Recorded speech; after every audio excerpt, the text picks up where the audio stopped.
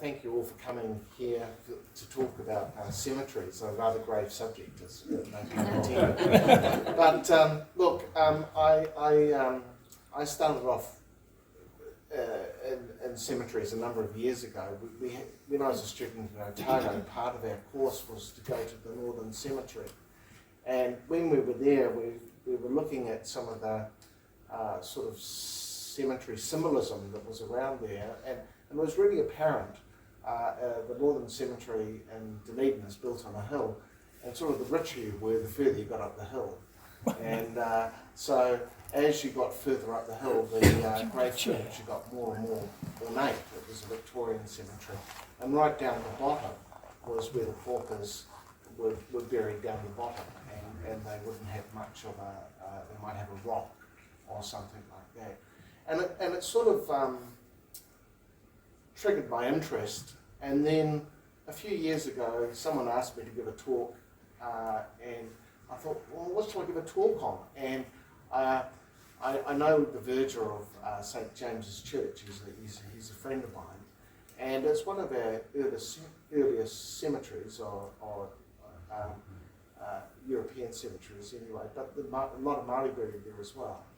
And as I was walking through, I said, gee, this is really interesting. There's a lot of interesting symbols here. And then we also have a mission station out at Te Waimate, and I went out there and had a look around there, and I thought, gee, there's some interesting stuff here.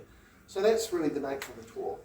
It's not particularly deep or meaningful. It's really just a bit of a look around it, but it provokes questions about how we convey information. So, Ben, could you just give me the...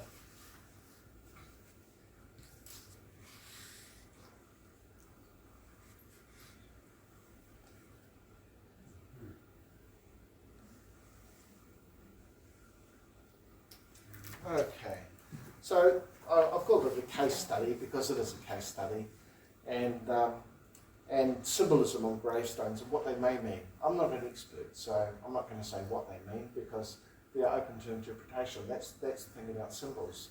Symbols can have multiple meanings. So, as any of us do, is when you go into a graveyard, you encounter symbols on gravestones. And I think the thing about graves is, in one sense, they tell us the birth date, the death, and the family, and maybe the family connections. But the symbols are another language. They tell us the language of about the belief systems of the person, and something of their life story. So symbols on a grave can be used to convey more information. And symbols have become less important today, but if we're looking further back, if you can, a lot of society was not as literate as they are today, and so symbols actually conveyed, and also people had a more symbolic language and a more symbolic way of looking at the world. And so I think that when you understand some of these symbols, it gives us allows us to understand the people that are buried there. And we're lucky. Northland has a rich heritage of very early cemeteries. This is where people came. And I guess the plea for all of us is that these need to be preserved, because as time goes on, these symbols and these graves will become more important to people that study it. So I'm going to start off with the compass and the square. For those that have been involved with the Masons, they will know this. And the compass and the square was used at the time of building the cathedrals of Europe, and the exact meaning of the symbol is only known to Freemasons. And also sometimes in the middle you'll find a letter C. There seems to be a bit talks about them being a Mason. So we know immediately from that symbol that person is a Freemason and the values of a Freemason. Here we have the roses. Roses are used, in fact, flora and fauna is used a lot, and but the roses are interesting. They symbolise love, hope, and beauty. And two roses joined together, like they are here, signifying a strong bond, as on a couple's stone. And in this case, it's the grave of a husband and wife. So that's why we have the two roses joined together.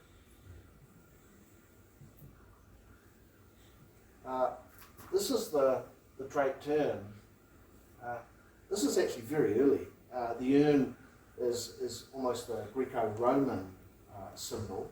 It may even predate that. And it was used for carrying the ashes of the dead. But, so the urn is used as a symbol to carry the remains of the dead, and it's commonly associated with death. And the fabric, you see the fabric draping along there, the reason for that is it's the thin veil that separates the living and the dead. So you have this death and this veil of fabric around it, and that veil is just very thin, and that's the difference between life and death. So again, it's telling us something about the belief systems of this person. What about that little thing on the side? Which one's that? Right there? Like a square spiral at the top on the left. On the right picture. This one? Yeah. I've got no idea. Oh, we'll have to make something out of it. It's interesting. Yeah, it is interesting. And you know, like I said, I'm not an expert, and I think that if anything, if you go away with anything, it's just gee, that's interesting. I wonder what that is. I'll find out. So, thank you. Yeah. Where is that? Oh, this is St. James's Church in Kerikeri. Yeah. The reason I chose those two churches, and not Whangarei area, is basically because I live up there, and it was easy for me just to go out and take the photographs. This is another interesting one. This is the rustic gravestones, and the gravestones are purposely designed to look like trees, and so they've been cut and left in the cemetery. So here you can see the trunk, and if you look around it, you can see there's graves of other members of the family. So the trunk is the mother and father, and then coming up here you can see these branches that have been broken. They're the children. And so the idea is every time a child dies, the branch is snapped, and there you have the idea of the tree of life growing up, all the trunks. And when you think about it, that's trees. Germanic cultures, Nordic cultures all use trees about trees of life and things. They were in vogue really from about the 1870s to around about the 1930s. They were very big in America as well. It was also to do with producing a cemetery which had a park-like setting, so they decided to produce those.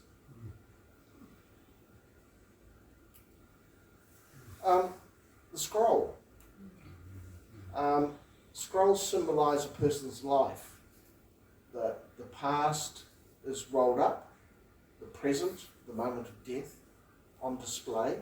So we have the information on display there, scroll at the bottom. And the future and the afterlife yet to be revealed. So scrolls also signify honour and a memorial, and not represent the Bible or other sacred or ancient texts. So there's another symbol we have here. And these were just walking around. I literally took, I know it sounds crass, but I just went down with the camera and went click, click, click, click. And I realised there's a whole lot of information here. Where? St. James's Church, Kerikeri.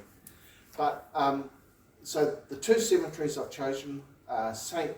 James's Church in Kerikeri and the Tiwai Mati Cemetery. Now, I must say, on reflection, as you always do, it's a very small microcosm of early cemeteries because, for most part, they're Anglicans. So you're getting a different set of symbols. So if you were going to do a more robust study, you would go to cemeteries which have different faiths, but as I said, this is just a little decoy through my local cemetery.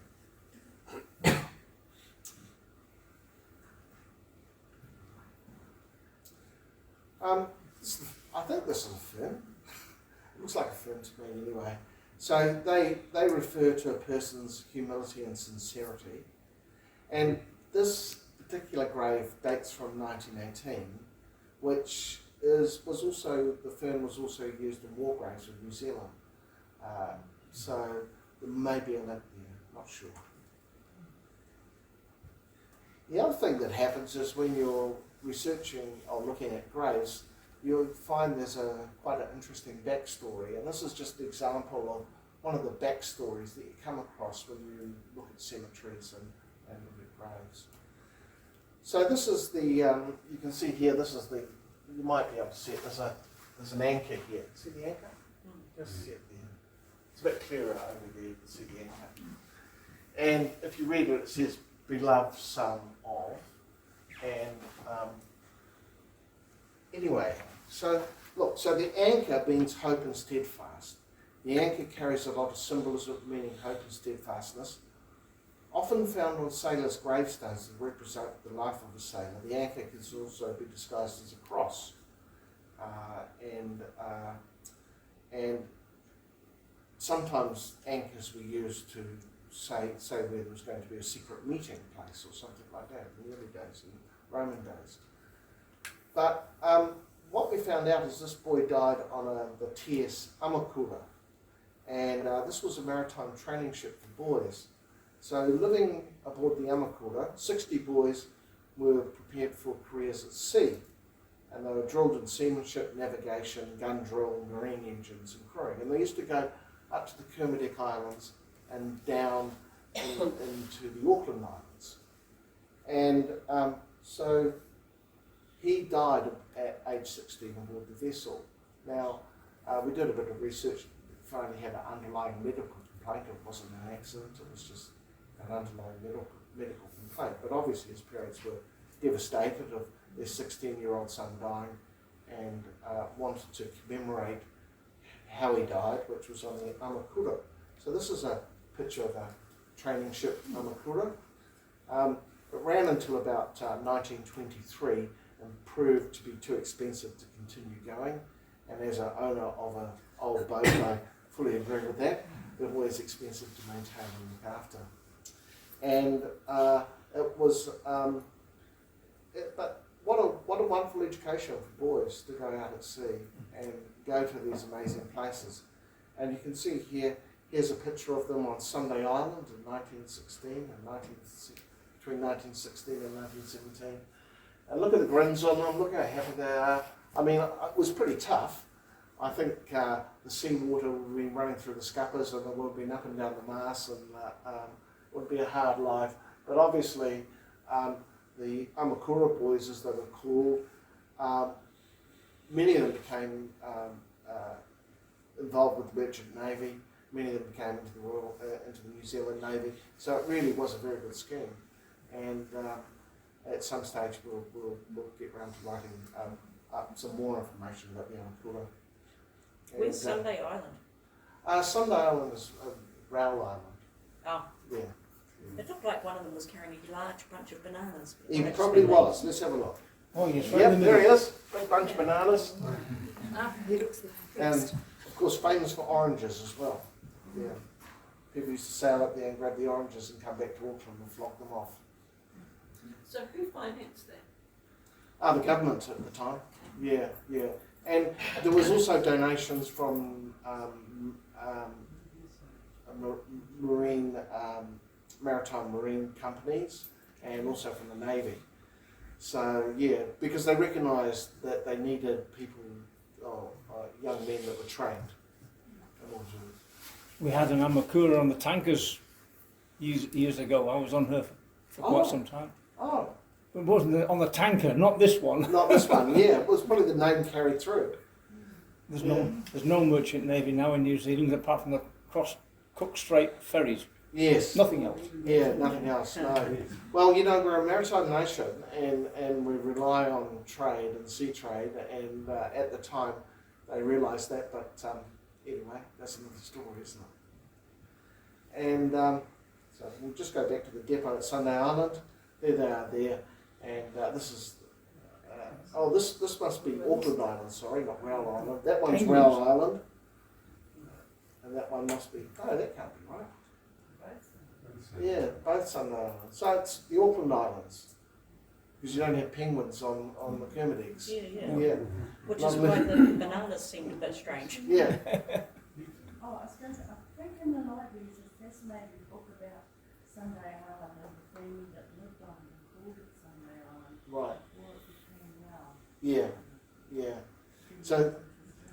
So this one is this should be the depot on the Auckland Islands, and that one is Sunday Island. So that's Sunday Island with the bananas, and that's Auckland Islands Penguins. with the penguins. So there you go. I've learned something. Thank you.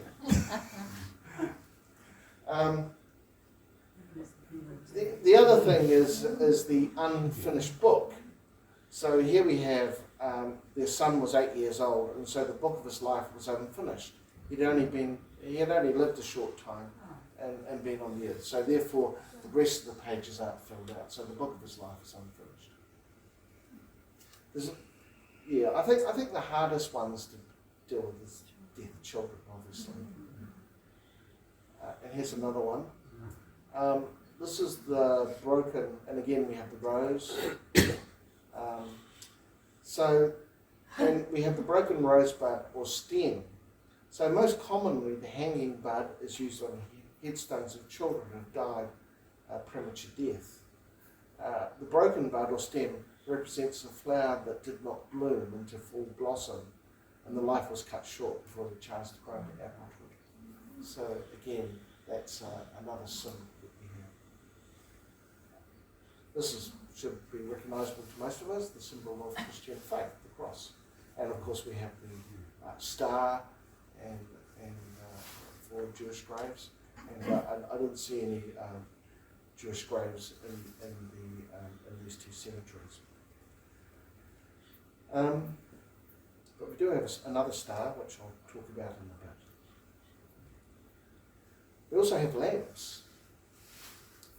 And that's a very, very early form of symbolism.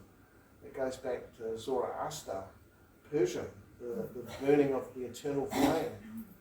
And so this was dedicated to the memorial of George, their son, who died at 9 years of age. And so they have the eternal light.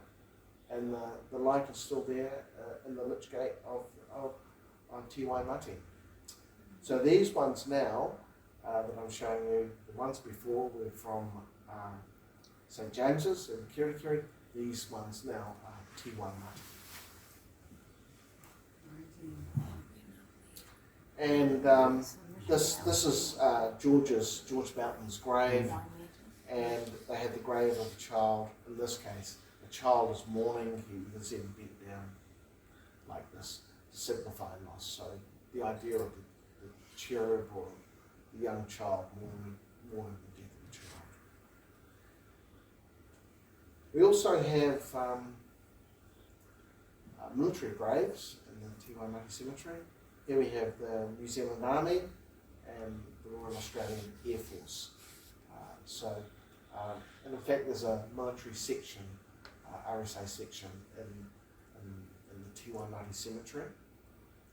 But we're talking about stars, and one that I found here is the Ratna symbol on a cemetery in the Te Waimate Cemetery. So this is I never understood why the star was there, and so this is from the Ratna site.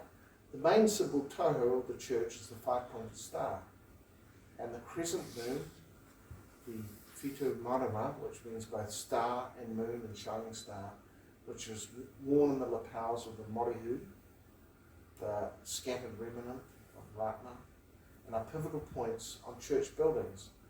The golden or blue crescent moon, symbolising enlightenment, can face different parts of the colour star. Blue represents Te Matua, the father. White is Te Tama, the son, so the father, the son. Te Wairua Tapu, the Holy Ghost. I'm just going to make sure that I can go down the page here. What's the A and the O for, please?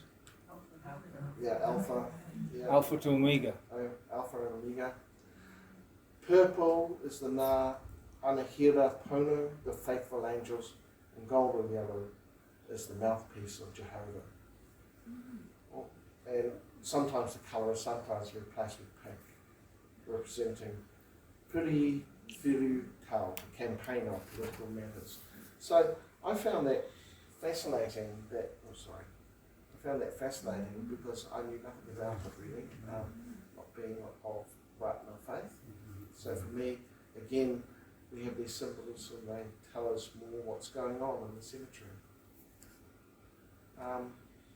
Again, we have a very similar one, the mourning angel. This is unlike a child. It's got, you can see here, it's a female angel and it's got the wings. So again, the death of a child, the death of a girl in this case, young girl. Quite an elaborate thing in the background there. Oh yes, yeah.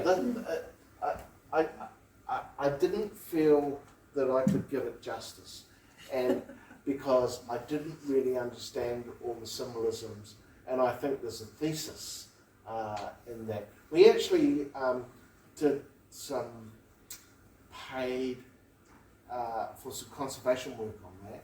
There was a number of these that were done by a carver in the 1880s, and I didn't show it on purpose because I didn't have enough information to explain it properly without talking to all the people. So it's in the background, but it's very, very important. It's very European. What's that? It's rather sort of European, isn't it? Yeah, well, Like, yeah, sort of. Mausoleum sort Yeah, of. but it's Māori, you know. Yeah. And again, showing how. Yeah, it is. Yeah. So again, it shows the diversity of symbols that you have, and Carver is Lutana Mapi is the carver. oh, okay, yeah. Say that again, please, John. The carver is Lutana Mapi, who made that headboard. Yeah. As I say, there's a number of those around the Yeah. There's some in the Hokkien as well. I believe so. I don't know much. It's the same size. Maybe we could do a bit more information and give a talk about some of those. Would be a good idea. If you're interested, I think there's a whole lot of really good information we could do there. It'd be great. And doesn't Northland arise from the Old Testament? Yes. They really based it on Yes. the Old Testament. Yes. Is the term syncretic, where they use different religions and kind of mix them, but basically based on the Old Testament. So the mourning angel, we talked about that one. Again, we have hands, holy matrimony. So the person who dies first holds the other hand, guiding the spouse into heaven. So it's the idea of a hand reaching out and holding your hand and pulling you in. And in this case, the husband died first because he's grasping his wife's hand and pulling him into heaven. No escape. No escape. Bound by eternal bonds. Where's the hand? It's like that. Yeah. There's the hand there. Yeah. See that hand? And there's the you can see the woman's hand is thinner and smaller where the male's hand's bigger. So he's yeah. What happened till death do us part? Yeah. No, don't get out of that one. Okay. The other thing is we have modern symbols, and this is a very modern symbol. Rainbows are seen as signs of positivity and remembrance. The butterfly is associated with soul, and also the gay movement. So all these things, they reiterate themselves, through that. So. In the song. And here's a song. I thought I'd put the song in. And I think when you're looking at the song Somewhere Over the Rainbow, I won't sing it because unlike Judy Garland, I'd sound pretty awful. But I think, you know, where troubles melt like lemon drops and way on the chimney tops, that's where you'll find them. I just think that the symbolism of the rainbow and the butterflies rather lovely actually in the song. So I'm just going to go back here. Another way, I'll go this way. So basically conclusion, but I've got more after the conclusion, so we're not going to be alive, so to speak. Cemeteries are places of reflection and remembrance. They need to be treated with respect and dignity, not only those in the past and buried, but also, I think importantly, the repository of knowledge. And I guess the important thing is that these symbols tell us about the belief system in those buried, or something of their story. And these are only a few symbols. I mean, I could go on much longer. I happened to do a bit of a quick internet search and found 140 symbols. So, you know, if you're interested, go hard. But the point is that they do provide fascinating insights into other people's lives. And I guess I'd just like to thank St. James's Church and my friend, the sexton Richard Ward, for his support. He took me around the cemetery, and that's what sparked reignited my interest. And yes, now I have said conclusion, but as I said, you're not getting out of here because I've got here a bit more about conservation of graves. So one of the things I've got here, first of all, conservation of graves. Really important to have sunblock on. So I've got some free sunblocks for people here. We've all got to look after our skin. So please come up and grab a free sunblock. And for those that are worried about, you know, one-use plastic, don't worry, you can unscrew it and fill it up with sunblock again. The idea is you can just put it on there, put it there, and you've always got the sunblock. So when you're working outside, as an archaeologist, and as I get older, moisturiser and sunblock are the most important things you can have. The other thing I've got here is a very soft brush and a bucket. And this is how to clean a gravestone. Because a lot of people use very abrasive chemicals, and they can end up destroying the stone. So if you're cleaning your family's graves, here's some tips. Nice soft brush, nothing too hard. I find the 3-inch brush you can buy at the $2 shop great, just nylon bristles. The other thing is, and if anybody wants some, I can get it for you, is what we call conservation detergent. And you can get this from conservation suppliers. These little, normally they sell them in about 250 mils. That will do about 4 bucket loads. You don't need very much. It's about 100 to 1, so it's just a few drops. Plastic bucket. Mix it up with water, preferably warm water if you can get it, but if you can't. And first of all, you just brush. Do a dry brush. Just not too hard, just dry brush. But be careful of the lead lettering. Don't get your brush in the lead lettering because you can end up flicking the pieces off. So brush it like that. Once you've done that, have your 100 to 1 detergent mix there. Just gently wash it on. Don't let it dry. Just keep on foaming it. Keep on foaming it. Again, being careful of those letters. And then before it dries, rinse it off with water. Now you might have to do that 2 or 3 times, but what it will mean is the gravestone is not damaged, and it means that for future generations it will be kept.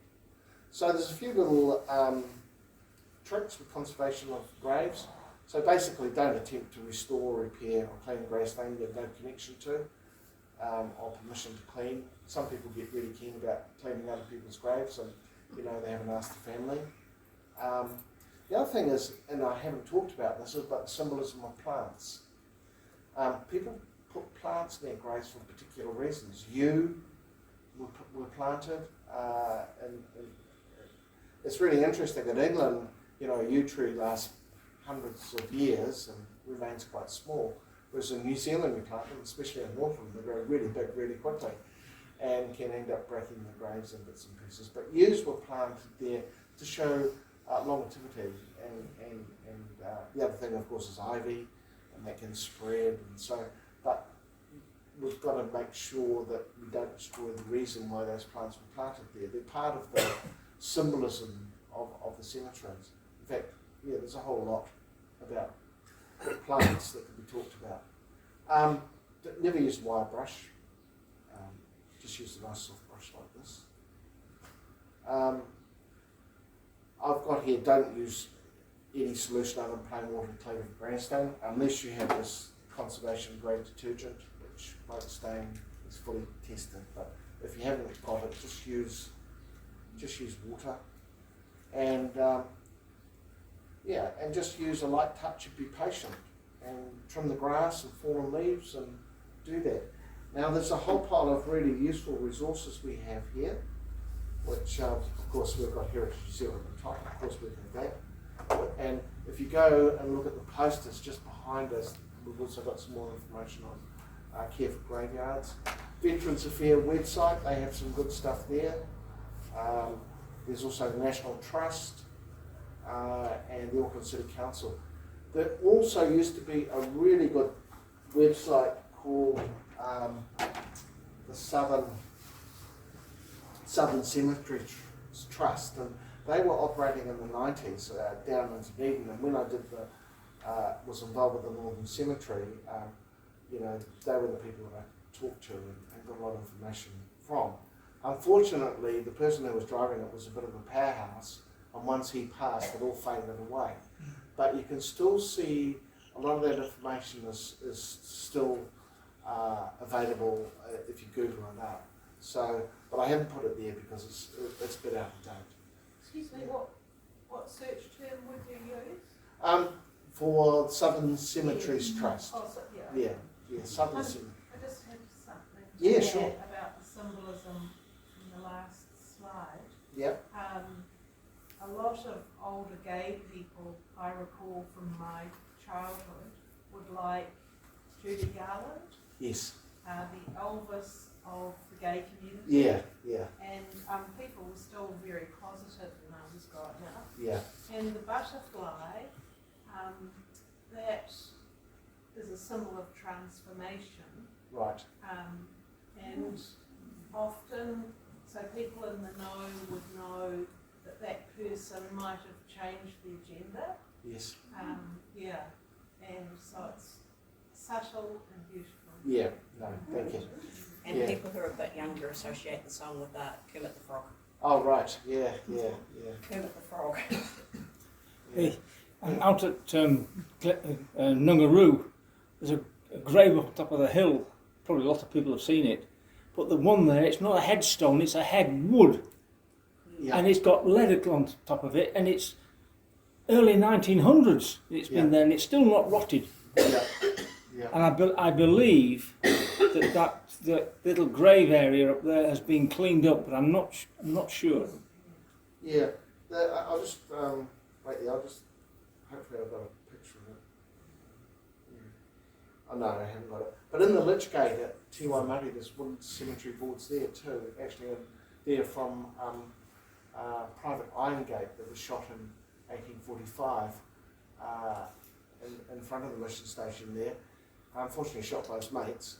He didn't have the right call when they shot him. They thought he was but yeah, so some of the early soldiers' wooden headboards are still there. So, and it's got accidentally shot by his comrades.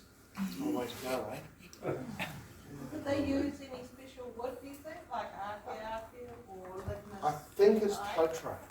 Oh. Yeah, but it's in the Lich Gate because it was starting to rot, so it's put it in the Lich Gate to preserve it. Most of the heartwoods are pretty hardy. Yeah. Any more questions? Oh yes. At St James's Church, there seems to be a gap between the very first missionaries hanging the graves in the St James's graveyard. Is there another cemetery perhaps unmarked there? I know there's this grave of a child on the hill behind that honey house. Yes, yeah. That's William Bean's grave. So when they first went there, the cemetery is there were burials where William Bean is, just behind the honey house, as it's called now, and there was also an area pretty much where the car park is for the restaurant. There was a little cemetery there, but New Zealand's oldest cemetery is out at what is sometimes known as Marsden's Cross, out there. But some of this, there's early ones down the bottom. There was 2, 3, 4 people. On top where St James was, there was an earlier church there. That church was built in 1870, so it was an earlier church. And there was also a house there. And when you turn around in the circle, if you ever go there, you'll see crockery and bits of stuff falling out, because that's where the house was. But no, they're pretty early, some of those, and also a lot of them are unmarked too. There's a lot because the wood markers, which we were talking about before, rotted away and have not replaced with headstones. So when they're about to do some work on the church, one of the issues they have, of course, is where the church sits now is not where the church originally was, so other bodies underneath the church when they're going to dig some foundations to repair something. Yes. Just one more observation, and that is that if one sees a rātana graveyard, grave, it is not necessarily Māori. During the height of T.W. Rātana's influence, many Pākehā during Yes. I got in touch with the council cemeteries here in Whangarei because I had an idea, rather than having a graveyard my idea was to drill a big hole, put my body in a cloth bag so the worms can get in and eat it, put a mound of soil on top, plant a tree on it, and then eventually, if it had enough of it, you would end up with a woodland of remembrance. Yes. And anybody could put a marker on it if they wished, but it had to be non-treated timber, so it would rot away. But then they do that in the forest there at Manu Cemetery. Yeah, but that's just shallow burial in a wickerwork basket, something like that. Oh no, you can be done in a bag. Yeah, but those ladies out at Glenbervie, there's 5 of them. Yeah. I forget the name. Ending. Graceful undertaking. Yes. Graceful undertaking. They organise the natural burials. Oh no, yes. but others do as well. Yeah, it's not just them. Yeah. I think the amazing thing is that cemeteries are changing. Like we have these large now modern cemeteries, which are municipal cemeteries, and everything has to be in lines, and it's all got to be a square, because you've got to be able to get gang miles down and all that sort of thing. So there's a real difference. You can actually age cemeteries not only by the dates that are in the cemeteries, but the way they're set out as well. And, yes. Well, my great grandmother is buried down in the Waimaki's, the old part of the Waimaki's cemetery. The skeleton was wonderful. Yeah. Are you allowed to put a modern marker? Are you allowed to put like a modern marker in an older part? I think so. Yeah. I mean, if you've got a relative there which, for one reason or another, their headstone has disappeared, and you want to mark them and commemorate them, yes. Right. But you need to talk to the sexton of the cemetery. But look, you don't need to reproduce an 1890s or 1870s. There's quite a few ways now of disposing of bodies. I believe in the States they've got something, they put you into a glass tube or something, and eventually you just melt away and they just flush the body away. I mean, it's earth to earth, dust to dust.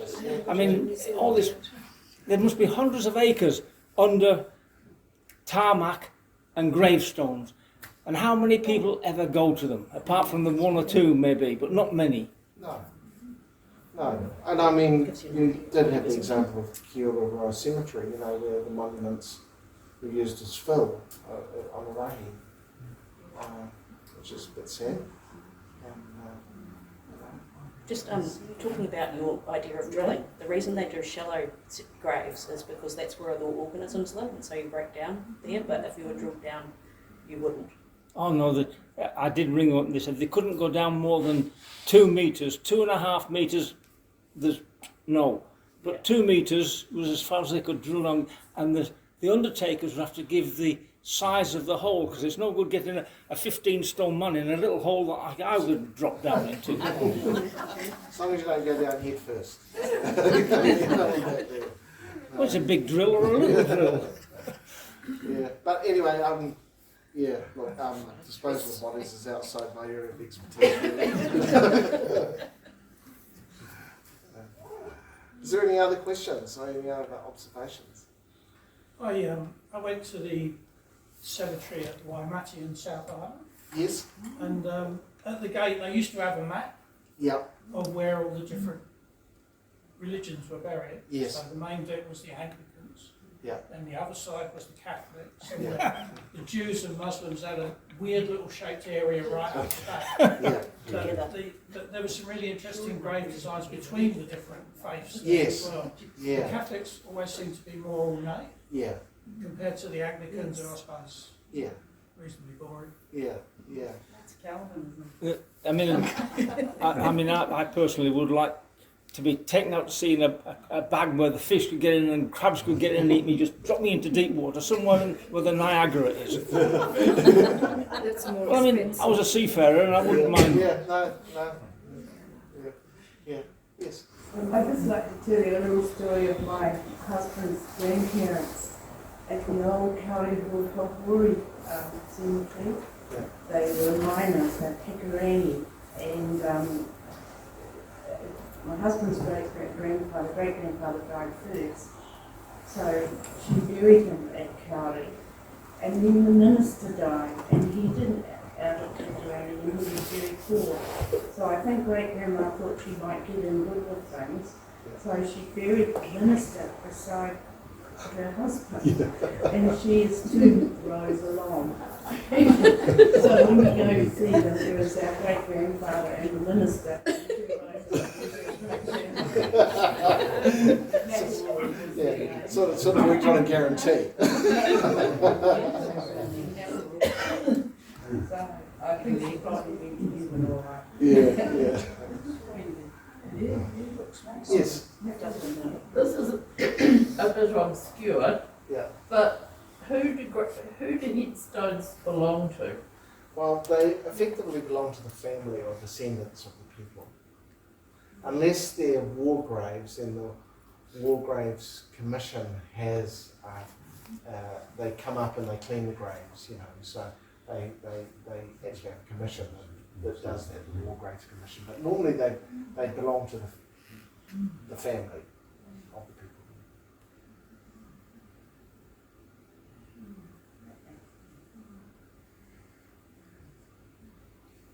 Are we talking about the gravestones or the grave itself? The ground or the ground or the headstone? Sorry. I'm talking about the headstones. Yeah, the headstones belong to the family. Yeah. At the Anglican church at the Regent, the new church was built and there's some graves underneath it. Now, those have been put in a crypt under the altar, but it just seemed to me that if there was a family who wanted the headstone from their families or whoever the grave was, that they should be entitled to claim it. I would think so. Right. I'm not a cemetery specialist by any means, but the information that I've read and seen is that basically it belongs to the family. I believe one of the ministers was at the Anglican church at Regent there, he was walking around on the top of his mother's grave. Right. Yeah.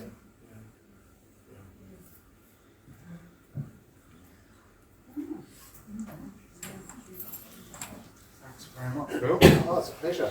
I'm sorry that the talk was a bit shorter than normal, was it? No, it was pretty much on time. Okay. But yeah, but I just want to say thank you very much. Thank you for your interest, and thank you for coming. And as you can see, it really isn't my area of expertise, symbols and cemeteries. But I just thought if people are interested, it's a really good way of just exploring and looking at stuff. I was just wondering, is there a map of the various cemeteries? Well, I would imagine they'll be in the website. The council will have a list of cemeteries. So yeah. I've just been come back from the East Coast where I've been doing a tour of my family's graves and friends, great parents' graves. Can I say I would recommend the roses in one of the central Hawke's Bay cemeteries. They ignore all the rules, and there's people pushing the most marvellous roses you've ever seen in your life. I was with an 84-year-old relative, and she said, I think it's such and such a near a tree. Anyway, I got out Google Maps, and I'd been on the council website and found it was where it was, and I put in the row D, whatever, and Google Maps took me there. Right. So you can use Google Maps. Yeah. It didn't work at some of the very tiny rural cemeteries, but it worked in all the 100-year-old graves in the larger cemeteries. Yeah. And yeah, it's interesting too. Some cemeteries disappear. You know, just to give you an example, Pouhere, which is west of Kaikoi, there was a big settlement there in the historic period. What happened was that they decided to produce fruit, and so encouraged people to come there and grow fruit trees.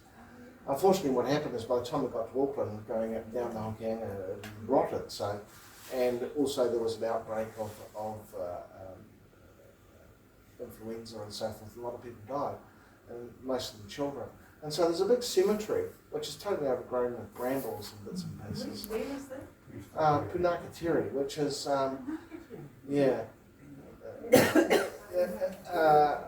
it's if you're driving on the way to Waimar. And huge big cemetery there, but it's all under brambles and bush, and no one kind of knows about it really. And I'm sure there will be lots of cemeteries around as people move and industries move and things happen that become, for want of a better word, abandoned and forgotten. And I think the old cemetery at Kyoto Royal was an example of that. Well, they found Richard III under a car park. Yeah. What's that? They found Richard III under a car park. They did, yeah. Hope for us all, eh? There is hope for us all. He owes a lot of money in the parking meters. And they proved he had a bent spine. He was.